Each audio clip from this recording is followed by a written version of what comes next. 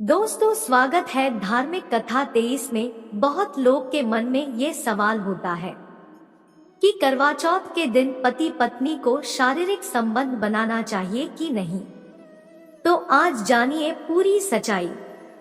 करवा चौथ का पर्व पूरे देश ही नहीं बल्कि विदेशों में भी पूरे हर्षोल्लास के साथ मनाया जाता है। इस दिन सभी सुहागिन स्त्रियां सज धज कर पूरे हर्षोल्लास के साथ करवा चौथ का पर्व मनाती है और पूरे दिन निराहा रहती है। रात को चांद निकलने पर उसे अर्घ्य देकर अपने व्रत को पूर्ण करती है। क्योंकि इस व्रत में निराहार रहा जाता है तो रात्रि में भोजन करने के बाद ये व्रत पूर्ण हो जाता है। करवा चौथ व्रत से जुड़ी अनेकों कथाएं और कहानियां हिंदू धर्म में प्रचलित है, जिसके अनुसार सभी स्त्रियां इस व्रत के नियमों का पालन इस दिन करती हैं। लेकिन व्रत के दौरान संभोग यानी कि शारीरिक संबंध बनाने को लेकर व्रत के दौरान लोगों में काफी भ्रांतियां रहती है और कई बार स्त्रियां उस समय असमंजस में पड़ जाती हैं जब उनके पति उन्हें इस व्रत के दौरान शारीरिक संबंध बनाने के लिए दबाव बनाते हैं। या कई बार कहा जाता है कि बिना शारीरिक संबंध बनाए इस करवा चौथ के व्रत को पूर्ण नहीं माना जाता है। तो आइए जानते हैं कि करवा चौथ व्रत के दौरान लोगों को शारीरिक संबंध बनाने चाहिए या नहीं बनाने चाहिए।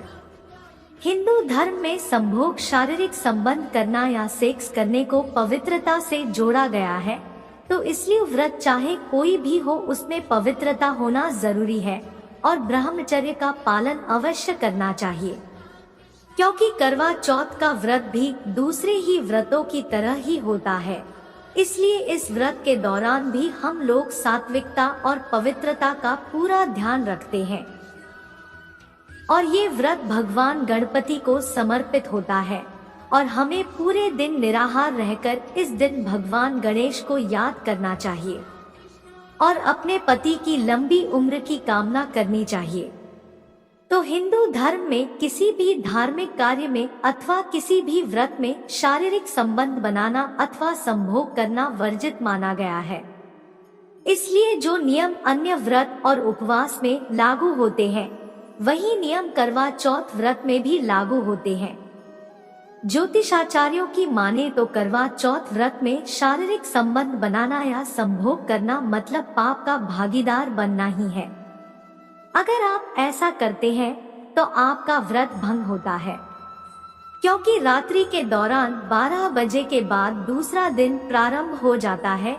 इसलिए अगर आप चाहते हैं और आप दोनों का यानी पति पत्नी का मन संभोग के लिए कर रहा है तो आप रात्रि 12 बजे के बाद शारीरिक संबंध यानी संभोग कर सकते हैं।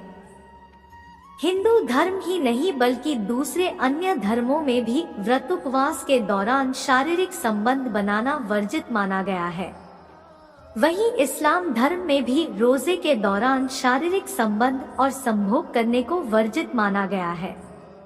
वहीं इस्लाम धर्म के अनुसार कुरान में कहा गया है कि अगर आप रोजा रख रहे हैं, क्योंकि रोजा दिन में रखा जाता है, तो आप रात में संभोग कर सकते हैं।